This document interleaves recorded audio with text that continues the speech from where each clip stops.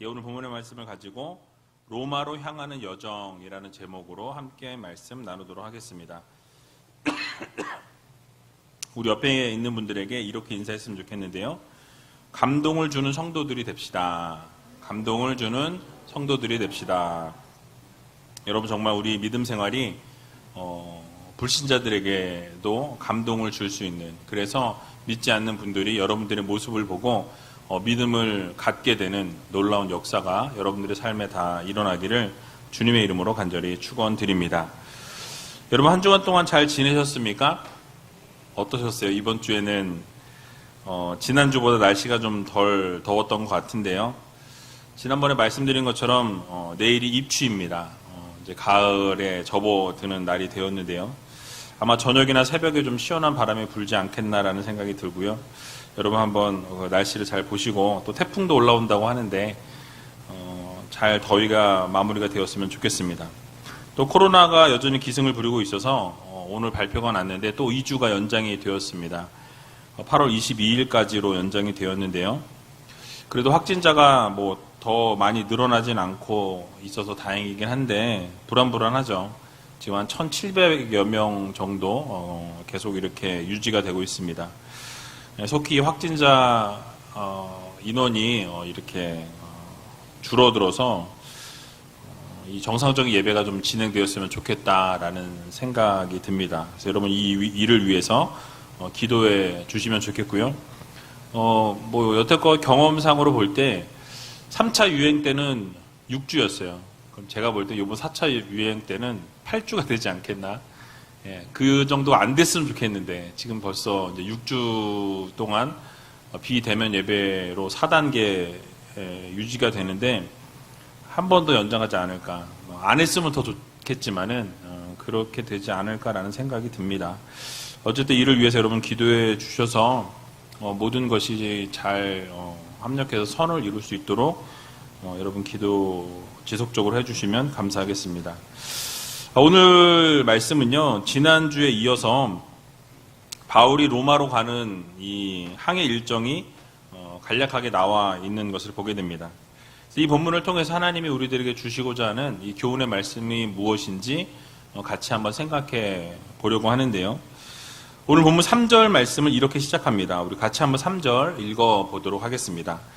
이튿날 시돈에 대니 율리오가 바울을 친절히 대하여 친구들에게 가서 대접받기를 허락하더니. 아멘.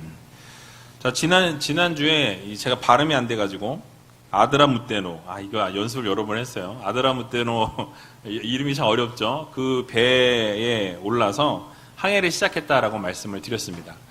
그리고 나서 이 데살로니가 사람이었던 아리스다고라는 사람이 함께 했다라고 말씀을 드렸는데요.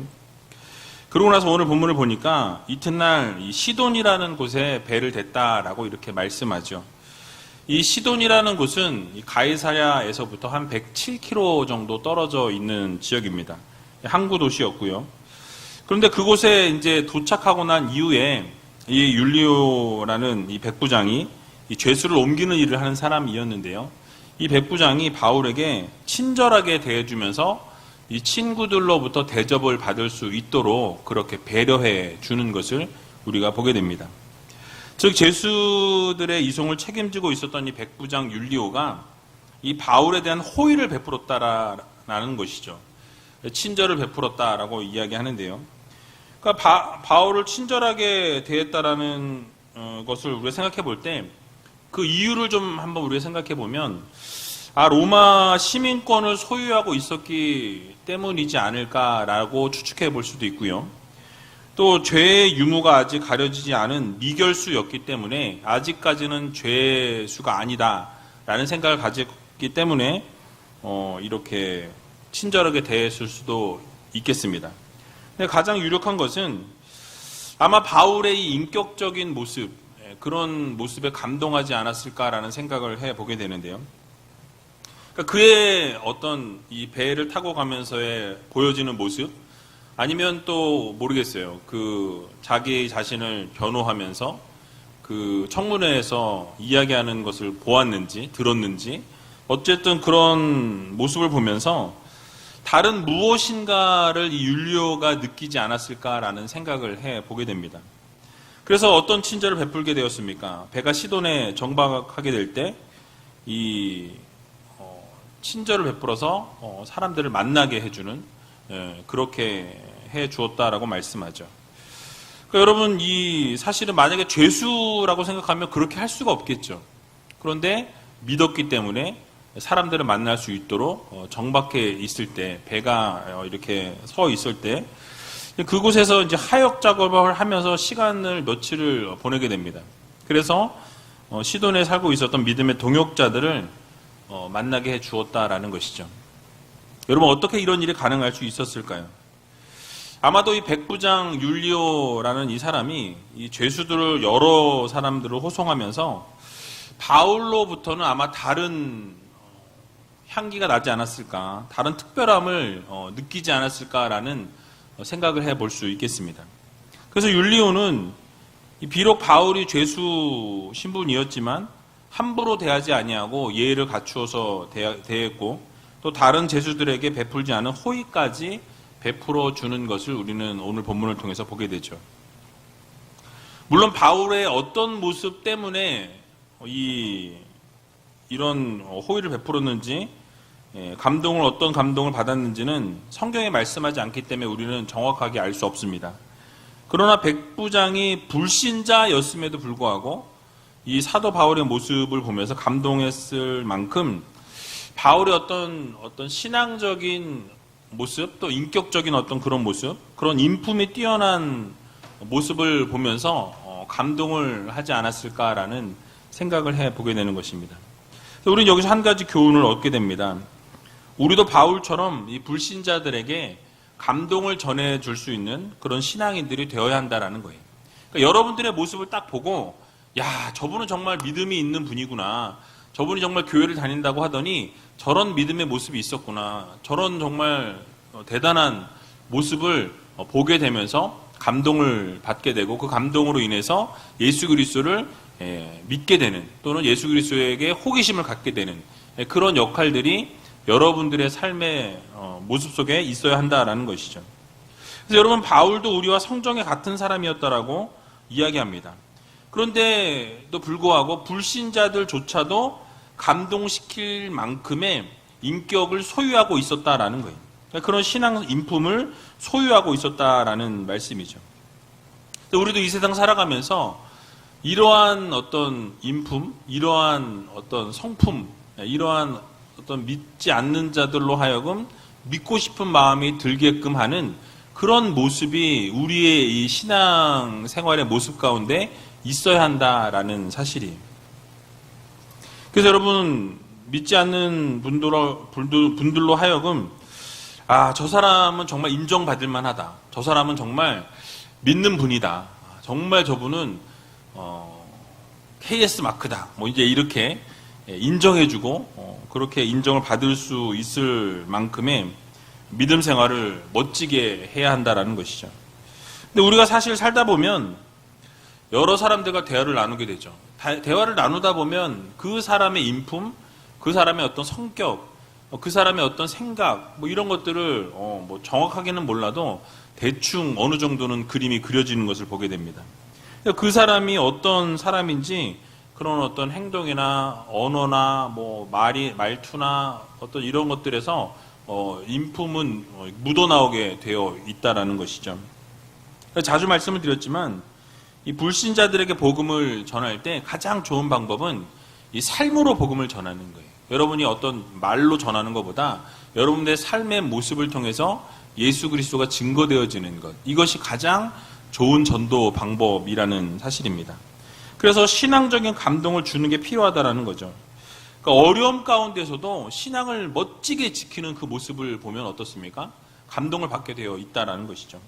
깨끗하게 살아가고 뭐 말없이 이웃을 도와준다든지 긍정적인 마인드를 가지고 살아간다든지 믿지 않는 분들에게 정말 세상에서 바라볼 수 없는 그런 모습을 믿음의 성도들의 모습 가운데서 보여질 때 여러분 그것이 감동이 되고 또 때로는 그게 위로가 되고 때로는 도전이 되는 그런 삶을 우리가 살아가야 한다라는 말씀이. 그래야 믿음에 관심을 갖게 되어 있습니다. 그러니까 여러분들의 모습이 평상시의 삶이 그냥 살아가는 모습, 보이게 한 모습이 아니라 여러분들이 그냥 살아가고 있는 그냥 평상시 원래 루틴대로 살아가는 그 모습이 믿지 않는 분들로 하여금 어떻게 해요? 도전을 주고 본을 받을 만한, 정말 저분은 본받고 싶어. 저 삶의 모습을 따르고 싶어. 어떤 그런 따르고 싶고 본받고 싶은 그런 모습을 가지고 우리가 살아가야 한다라는 것이죠.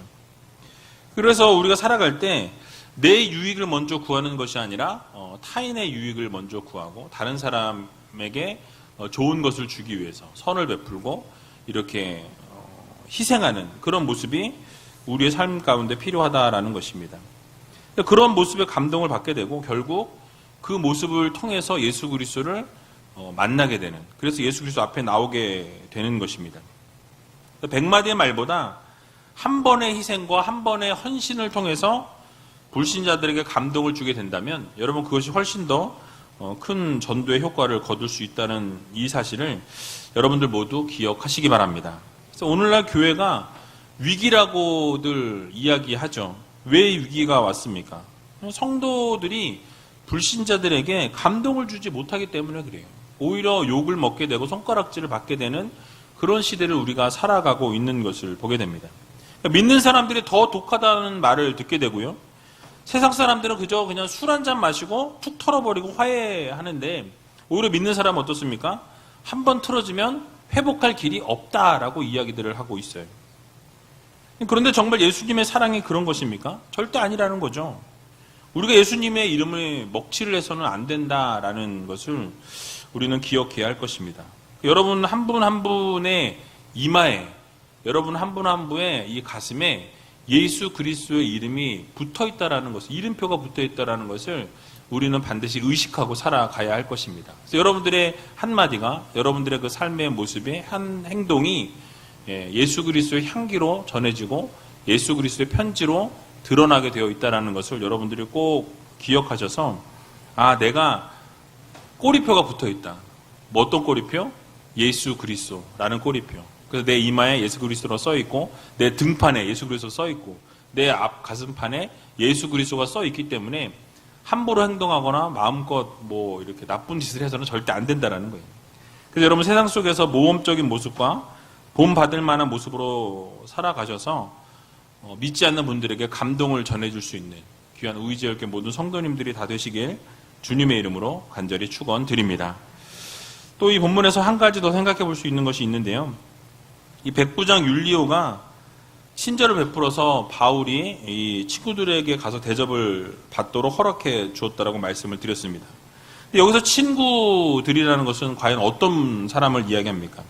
이 시돈 지역에 있었던 믿는 성도들을 이야기하고 있어요. 시돈 지역에서 바울이 도착했다라는 이야기를 듣고 이 바울을 만나기 위해서 사람들이 찾아오게 되고 기쁘게 그 바울을 섬기면서 대접을 했다라는 말씀이에요. 여러분 이런 모습을 보면서 우리는 무엇을 느낄 수 있습니까? 이 죄인의 몸이고 또 재판을 받으러 가는 중이었지만 함께하는 성도들이 있다는 사실에 위로를 받게 되고요. 결국 그 모습을 통해서 우리는 기쁨을 누리는 것을 우리는 볼 수 있다라는 것이죠. 그러니까 이런 모습이 진짜 성도들의 모습이라는 것을 우리가 꼭 기억해야 합니다. 그러니까 어려울 때, 힘들 때 함께할 수 있는 성도가 있다라는 것. 그러니까 여러분들이 혼자가 아니에요. 믿음 생활하면서 어려울 때, 정말 막 믿음을 포기하고 싶을 때, 좌절하고 쓰러지고 넘어져 있을 그 상황에 여러분 혼자가 아니라는 것을 꼭 기억하시기 바랍니다. 옆에 동역자가 있다라는 것. 옆에를 좀 한번 보세요. 뒤를 돌아보세요. 여러분들이 옆에 있는 분들이 여러분들이 바로 믿음의 동역자들이라는 것을 여러분들이 꼭 기억하시기 바랍니다. 그런데 우리의 실제 삶을 돌아보면요. 어떻습니까? 힘들다는 생각이 들고요. 혼자라는 생각이 들 때가 많이 있어요. 마치 광야에 혼자 버려진 것 같은 그런 느낌이 들 때가 많이 있다라는 것이죠. 나 혼자 믿음 생활하는 것 같고 나 홀로 뚝 떨어져 있는 것 같고 아무도 주변에 없는 것 같은 그런 생각이 들 때가 있다라는 것입니다. 외롭게 방황하면서 홀로 울부짖고 있는 우리 자신을 발견할 때가 있다라는 것이 여러분, 이유가 무엇입니까? 함께 동역하는 성도가 옆에 있음에도 불구하고 여전히 함께하지 못하고 우리의 마음을 나누지 못하다 보니까 함께 믿음 생활을 하지 못하고 홀로라고 생각하고 외롭다라고 생각한다라는 것이죠. 그러나 진정한 성도의 모습은 혼자 외롭게 신앙생활하는 것이 다가 아니라는 거예요. 참 성도들의 삶은 언제나 사랑하는 사람과 사랑하는 그 신앙인들과 함께 어울려서 믿음 생활하고, 아파하는 성도가 있다면 함께 아파해주고, 슬퍼하는 성도가 있다면 함께 슬퍼해주고, 기뻐하는 성도가 있으면 함께 기뻐해주는, 그것이 바로 진정한 성도들의 삶이라는 것을 여러분들 모두 기억하시기 바랍니다. 그래서 아파할 때 위로해 줘야 돼요. 힘들어하면 서로 격려해 주고 같이 으쌰으쌰 이 모든 것 지나갈 거야.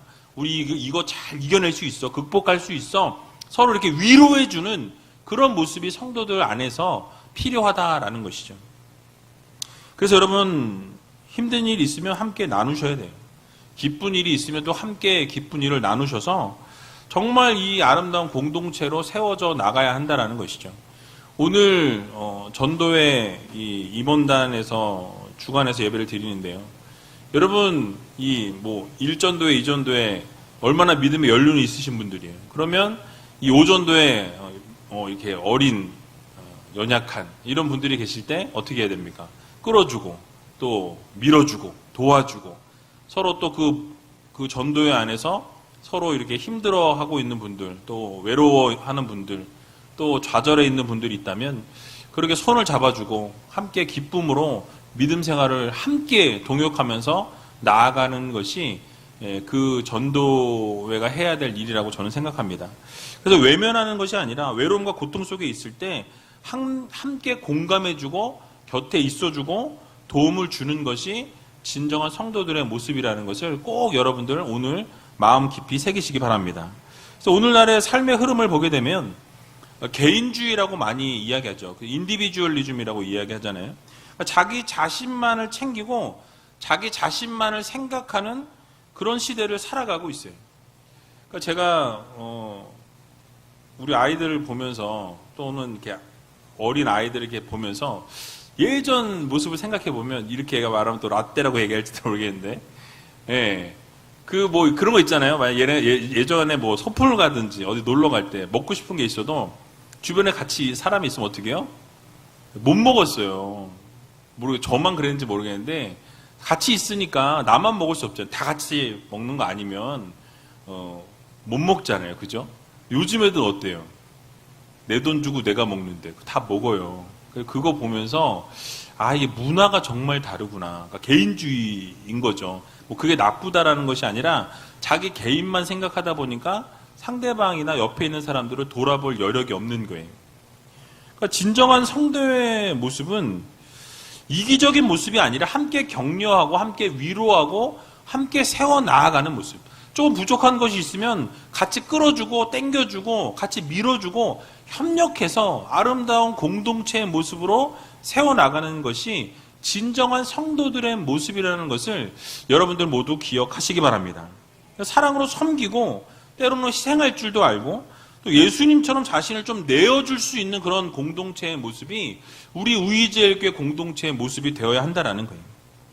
그렇게 최선을 다할 수 있는 성도들이 되어야 할 것입니다. 전도회도 마찬가지예요. 여러분들 전도회 안에서 열심히 하시는 분도 있고 잘 못하시는 분도 있고 뒤에 처져 있는 분도 있죠. 그런데 그분들을 잘 끌어가고 이끌어가는 것이, 도와주는 것이 바로 임원들이 하셔야 될 역할이에요. 그래서 어쨌든 하나의 공동체를 아름답게 이루어서 함께 믿음 생활을 해나가는, 떨어져 나갔을 때 그냥 내버려두고 그냥 가는 것이 아니라 함께 그분들의 손을 붙들고 어깨를 같이 감싸고, 그래서 그분들이 같이 움직여 나갈 수 있도록, 믿음 생활을 떨어져 나가지 않도록 같이 끝까지 붙들고 나갈 수 있도록 돕는 것, 그것이 바로 진정한 성도들의 모습이라고 말씀드릴 수 있는 것입니다. 그래서 고린도전서 12장 26절에서 27절의 말씀을 보면 이렇게 말씀하고 있어요. 우리 같이 한번 읽어보도록 하겠습니다. 만일 한 지체가 고통을 받으면 모든 지체도 함께 고통을 받고, 한 지체가 영광을 얻으면 모든 지체도 함께 즐거워하나니 너희는 그리스도의 몸이요 지체의 각 부분이라. 아멘. 여러분 뭐라고 말씀하죠? 한 지체가 고통을 받으면 같이 고통을 받는 거예요. 한 지체가 영광을 얻으면 함께 그 영광을 나누는 거죠. 그래서 왜 그렇게 될 수밖에 없냐면 우리가 그리스도의 한 몸으로 연결되어 있기 때문에 그렇습니다. 각 지체 부분이라고 말씀하고 있어요. 이 부분은 찔르면 안 아프고 이 부분은 찔르면 아프니까 아니에요. 모든 부분이 아프고 모든 부분이 힘들 수 있어요. 그렇기 때문에 한 지체, 한 공동체라는 의식을 가지고 함께 섬기고 함께 희생하고 함께 세워나가는 그런 아름다운 공동체가 우리 우이제일교회가 되어야 한다는 것이죠. 또 히브리서 10장 24절에서 25절의 말씀을 보면 이렇게 말씀합니다. 또 같이 한번 읽어보겠습니다. 서로 돌아보아 사랑과 선행을 격려하며 모이기를 패하는 어떤 사람들의 습관과 같이 하지 말고 오직 권하여 그날이 가까움을 볼수록 더욱 그리하자. 아멘. 서로 돌아보라고 말씀하죠. 서로 사랑과 격려를 행해야 한다라고 말씀합니다. 모이기를 패하는 어떤 습관과 가진 사람과 같이 하지 말고 모이기에 힘쓰라는 거예요. 그래서 같이 모여서 물론 요즘 코로나 때문에 못 모이죠. 그런데 어쨌든 이 인터넷으로라도 모이시고 목장에서 모이시고 또 전도에도 어쨌든 그렇게 해서 모일 수 있잖아요. 그렇게 해서 어쨌든 자꾸 모이셔서 이 아름다운 공동체의 모습을 유지해 나가야 한다라는 거예요. 이 세상의 흐름이 개인주의적으로 흘러갈 때 교회는 공동체적으로 더 움직여 나가야 한다라는 것입니다. 희생과 섬김이 없는 이 시대에 우리는 오히려 더 희생하고 더 헌신하고 더 섬기고 함께 공감해 주면서 기쁜 일이 있으면 함께 기뻐하고 슬픈 일이 있으면 함께 슬퍼하고 울어주고 눈물 흘려주고 손잡아 줄 수 있는 그런 공동체로 거듭나야 한다라는 사실입니다. 여러분 그래서 혼자가 아니라 언제나 함께라는 것을 여러분 기억하시기 바랍니다. 여러분들이 혼자라고 느낄 때 주변을 돌아보세요. 여러분을 위해서 기도해 줄 수 있는 분들이 많이 있습니다. 또 여러분들이 혼자라고 느끼고 외롭다라고 느낄 그 순간에 여러분들의 손을 잡아줄 수 있는 여러분들의 이 동역자들이 주변에 있다라는 것 꼭 기억하시고 함께 믿음 생활 잘 하셔서 이 어려움을 잘 극복해 나갈 수 있는 귀한 우이제일교회 모든 성도님들이 되시길 주님의 이름으로 간절히 축원합니다. 자, 이제 시돈을 떠나서 구브로 해안을 따라 배를 몰아서 갔다라고 오늘 본문은 말씀하는데요. 우리 본문 4절에 나와 있습니다. 우리 4절 같이 한번 읽어보도록 하겠습니다. 또 거기서 우리가 떠나가다가 바람의 거스림을 피하여 구브로 해안을 의지하고 행선하여. 아멘. 자, 여기 4절의 말씀을 가만히 보게 되니까요. 그 당시에 항해술이 어떠했는지를 우리가 좀 알 수 있어요. 그때 배가 어떠했는지, 어떻게 움직였는지를 유추해 볼 수 있죠. 그 당시의 배는요, 어떤 동력에 의해서 움직이는 것이 아니라 바람에 의해서 움직이면서 항해하던 그런 시대였습니다. 그런데 지중해를 우리가 보게 되면 이 서쪽에서 동쪽으로 바람이 불었어요. 근데 지금 이 바울이 타고 있는 배는 어느 쪽에서 어느 쪽으로 움직이는 거냐면 동쪽에서 서쪽 로마 쪽으로 움직이고 있는 상황이었습니다. 여러분 어떨까요? 바람은 이쪽에서 부는데 동력은 없는데 이쪽에서 바람을 따라서 이렇게 가야 돼요. 그럼 상당히 힘들겠죠. 그래서 그러한 지금 동쪽에서 서쪽으로 움직여야 되는 방향이었다라는 거죠. 그러니까 바람의 방향을 바람이 나가는 방향으로 배가 나가면 편하게 나갈 텐데 바람이 들어오는 방향과는 반대 방향으로 이렇게 움직여야 되는 그런 상황이었다라는 거예요. 그러니까 바람의 거스림을 피해서 움직였다라고 오늘 본문을 말씀하는데요. 그래서 지도를 하나 준비했어요. 지도를 하나 준비했는데 지도 하나 띄워주세요. 보일래나 모르겠네. 그게 잘 보이네. 보이세요? 네. 지금 잠깐만요. 네. 지금 출발점이 여기예요. 여기. 시돈, 여기가 시돈이고요. 배를 타고 이렇게 해서 루기아로 가서 요 크레타 섬에서 이렇게 가서 여기서 이제 방향 태풍으로 인해서 배가 방향을 잃게 됩니다. 근데 지금 요 파란색 요게 바람의 방향이에요. 바람이 이렇게 부는 거죠. 배는 이렇게 가야 되는데. 그래서 오늘 본문에 보면 구브로를 향해서 이렇게 끼고 이렇게 도는 거죠. 이렇게 가면 바람이 이렇게 부니까 위로 해서 이 육지리 옆에 붙어서 이렇게 움직이고 루기아에서 멈췄다라고 말씀하고 있는 거예요. 지도로 보니까 좀 더 이해가 쉬우시죠. 그래서 이 남쪽으로 이렇게 움직인 것이 아니라 이쪽으로 간 것이 아니라 위쪽으로 이렇게 움직였던 것을 우리가 알 수 있습니다. 그래서 구부로 그 섬 위쪽으로 이렇게 움직여서 길리기아 밤빌리아 그리고 루기아의 무라성에 도착했다라고 말씀하죠. 자, 여기서 우리가 한 가지 깨달을 수 있는 것이 있는데요. 이 거친 인생의 바다의 이 항해 가운데서 파선하지 않고 성공적으로 이 항해할 수 있는 방법을 오늘 본문을 통해서 우리가 알게 됩니다. 그러니까 여기 본문에 보면은 피했다라는 단어가 나와요. 그러니까 우리가 때로는 피할 줄 아는 지혜가 필요하다라는 것이죠. 또 그렇게 피하는 것만 해서는 우리 인생을 성공적으로 성공하기가 어려워요. 때로는 맞설 수 있는 용기도 필요하다라는 것을 우리가 생각해 보아야 합니다. 거센 바람이 오늘 본문을 보게 되면 불 때는 바람을 피할 줄도 알아야 한다라는 것이죠. 또 성난 파도와 함께 엄청난 바람이 불고 있는데 무턱대고 나는 그것을 이겨낼 수 있어 라고 나아가는 것은 무모한 일이 될 수밖에 없다라는 것이죠. 그러니까 피해야 하는 상황에서는 피할 줄 아는 지혜를 가진 성도가 되어야 한다라는 거예요. 즉 상황에 맞추어서 우리가 대처할 수 있는 능력이 필요하다라는 것이죠. 그러나 우리의 인생의 삶을 돌아보게 되면 피한다라고 모든 것이 다 능사는 아니에요. 그러니까 피할 때도 있어야 하지만 무조건 피하기만 해서는 안 된다라는 거죠. 때로는 부딪힐 수밖에 없는 상황이 오게 됩니다. 그럴 때는 또 부딪혀야 되고 그 피할 수 없을 바에는 예수 그리스도를 의지해서 그것을 지혜롭게 또 용기를 가지고 믿음으로 그 정면 돌파해서 이겨낼 수 있는 그런 믿음의 성도들이 되어야 한다라는 사실이에요. 당당하게 맞서 싸울 수 있는 용기도 필요하다라는 거예요. 근데 그게 내 힘과 내 의지가 아닌 예수 그리스도를 전적으로 의지하고 주님께서 주시는 힘과 능력으로 그 모든 것을 이겨낼 수 있는 그런 성도들이 되어야 한다라는 사실입니다. 그래서 우리 모두는 지혜롭고 슬기롭게 대처할 필요가 있다라는 거예요. 즉 우리에게 유연성이 필요하다라는 것이죠. 어떤 분들은요, 나는 늘 이랬기 때문에 나는 이래야만 해 라고 생각하다 보면 결국 부러지게 되는 것을 보게 됩니다. 그래서 늘 그렇게 해왔어도 그게 진리가 아닌 이상 바른 길이 아니라면 지혜롭게 좀 피할 줄도 아는 그런 지혜가 우리 삶에 필요하다는 거죠.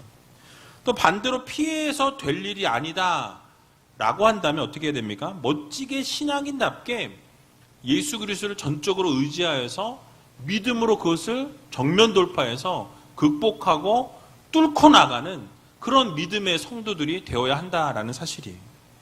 그래서 여러분 잠언 22장 3절의 말씀을 보게 되면 그래서 이렇게 말씀하고 있습니다. 우리 같이 한번 읽어보도록 하겠습니다. 슬기로운 자는 재앙을 보면 숨어 피하여도 어리석은 자들은 나아가다가 해를 받느니라. 아멘. 그러니까 슬기로운 자들은요 재앙을 보면 피해요. 그러니까 이것이 유연성을 가져야 된다는 거예요. 피해야 될 것인지 정면 돌파해야 될 것인지 정말 믿음으로 그것을 극복하고 뚫고 나갈 수 있는 것이라면 또 그 주님께서 하시리라 믿고 주님께서 도우실 것을 바라면서 구하면서 나아가게 되면 반드시 하나님께서 이루신다라는 것 여러분 꼭 기억하시면서 때로는 피할 줄도 알고 때로는 정면 돌파를 할 줄도 아는 그런 믿음의 성도님들이 다 되시길 주님의 이름으로 간절히 축원드립니다. 마지막으로 이제 5절과 6절 말씀 같이 읽어보고 말씀을 마치도록 하겠습니다. 5절과 6절입니다. 길리기아와 밤빌리아 바다를 건너 루기아의 무라성에 이르러 거기서 백부장이 이달리아로 가려 하는 알렉산드리아 배를 만나 우리를 오르게 하니. 아멘. 자, 아까 지도를 보신 것처럼 이 구브로 해안, 그 위쪽 해안을 지나서 그리고 길리기아와 밤빌리아를 지났다라고 말씀합니다. 그리고 루기아에 있는 무라성이라는 곳에 이르게 되었다라고 이야기하죠. 근데 그 무라성이라는 그 항구에 이제 이르게 되었을 때 이 이달리아로 가는 이제 로마로 가게 되는 큰 배를 타게 됩니다. 근데 그 배의 이름이 알렉산드리아라고 오늘 본문이 말씀하죠. 이 알렉산드리아라는 이 배는요, 이 애굽 이집트에서부터 생산한 곡물들을 실어가지고 로마로 옮기는 그런 배였습니다. 그래서 로마로 운반하는 배였기 때문에 이 화물들이나 곡물이나 이런 여러 가지 것들을 다 옮기면서 거기다 사람도 많이 탈 수 있는 아주 커다란 배였어요. 그것을 어떻게 알 수 있냐면 사도행전 27장 37절에 보면 화물 외에 승객만 276명이 타고 있었다라고 성경은 말씀합니다.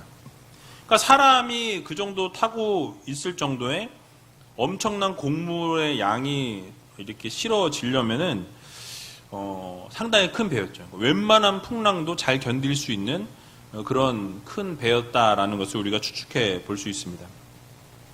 따라서 바울과 제수들을 로마로 이송하는 이 책임을 맡았던 이 율리오는 이 배를 타면 별 문제가 없을 거라고 생각을 했던 것이에요. 안전하게 로마에 이를 수 있을 것이다 라고 생각하고 이 배를 옮겨 타게 되었습니다. 그런데 여러분 그 과정들을 나중에 쭉 27장을 우리가 살펴볼 텐데요. 살펴보다 보면 그 율리오의 생각과는 전혀 다르게 그 방향이 움직여지는 것을 우리가 보게 됩니다. 그 배가 위태하게 되고 힘겹게 항해를 해 나가는 것을 우리는 보게 됩니다. 오늘 읽지 않았지만 7절에 보게 되면 배가 더디게 가서 여러 날 간신히 맞은편에 이르게 되었다라고 이렇게 말씀하고 있어요. 그러니까 원래는 들어가야 될 그 날짜가 대충 정해져 있을 텐데 그 날대로 가지 못하고 더디게 돼서 여러 날에 걸려서 겨우 도착했다. 맞은편에 이르게 되었다라고 말씀하죠. 8절에도 보면 간신히 그 연한을 지났다라고 이렇게 말씀해요. 간신히라는 단어를 또 쓰고 있어요. 그러니까 7절에도 간신히라는 단어가 나왔고 8절에도 간신히라는 단어가 나와요. 그러니까 간신히 침몰의 위기를 모면하고 더디게 겨우겨우 행해서 나갈 수 있는 상황 가운데 놓이게 되었다라는 것을 우리가 알게 된다라는 거예요. 다음에 살펴보겠지만 결국은 유라굴로라는 광풍을 만나게 되고요. 결국 배가 표류하게 되는 것을 우리는 보게 됩니다. 죽음의 위기까지 찾아왔다라는 사실이. 여러 이 과정들을 우리가 쭉 생각해 보면 이 배가 나아가는 이 항해 과정이 어떻습니까? 사람의 생각대로 움직여지지 않는 것을 우리는 보게 된다라는 사실이. 그러니까 인간의 지혜나 능력이 정말 보잘것 없다라는 것, 연약하다라는 것을 우리가 깨닫게 되는 것입니다. 그러니까 여러분, 우리의 인생도 마찬가지예요. 이 배가 항해를 하는 것과 인생의 항해는 동일하다고 생각하시면 될 것 같습니다. 그러니까 인간의 지혜나 인간의 능력으로 아무리 인간이 지혜롭고 뛰어나다 할지라도 결코 진정한 안정을 보장해 주지는 못한다라는 것을 우리가 깨닫게 되는 것이죠. 그러면 여러분, 우리가 무엇을 의지하고 무엇을 바라보고 살아가야 하겠습니까? 바로 하나님을 바라보아야 한다라는 거예요. 바로 전지전능하신 하나님을 믿고 의지하며 나아가게 될 때에 우리의 삶은 안전을 보장받게 된다라는 것을 여러분들 모두 믿으시기 바랍니다. 그래서 여러분, 사람의 지혜나 능력을 의지하고 바라볼 때에는 이 미래가 불투명할 수밖에 없다라는 사실이. 그러나 전지전능하신 하나님을 바라보며 나아가는 삶을 살아가다 보면 결국 하나님께서 모든 것을 책임져 주시고 가장 선한 길로 좋은 길로 인도해 주시는 하나님이 계시다라는 이 사실을 여러분들 모두 기억하시기 바랍니다. 그래서 잠언 29장 25절에 보면 이렇게 말씀합니다. 우리 같이 한번 읽어보도록 하겠습니다. 사람을 두려워하면 올무에 걸리게 되거니와 여호와를 의지하는 자는 안전하리라. 아멘. 그러니까 사람을 의지하고 사람을 바라보면 올무에 걸릴 수밖에 없다라고 말씀하죠. 그러나 하나님을 의지하면 어떻게 됩니까? 안전을 보장받게 된다라고 성경이 말씀하고 있다라는 거예요. 그러니까 인간의 지혜는 한계가 있어요. 인간의 능력에는 한계가 있습니다. 그러나 하나님께는 한계가 없다라는 것. 하나님의 능력에는 하나님이 전지전능하시기 때문에 하나님을 전적으로 의지하고 의뢰하고 믿으며 나아가게 될 때 결국 하나님께서 모든 것을 이루신다라는 이 사실 여러분 모두 믿으시고 안전을 보장받기 원한다면, 여러분들의 삶에 안전함으로 살아가기 원한다면 전적으로 하나님을 바라보고 하나님을 의지하셔서 날마다 하나님으로부터 안전함을 보장받으며 살아갈 수 있는 저와 여러분들이 다 되시길 주님의 이름으로 간절히 축원드립니다.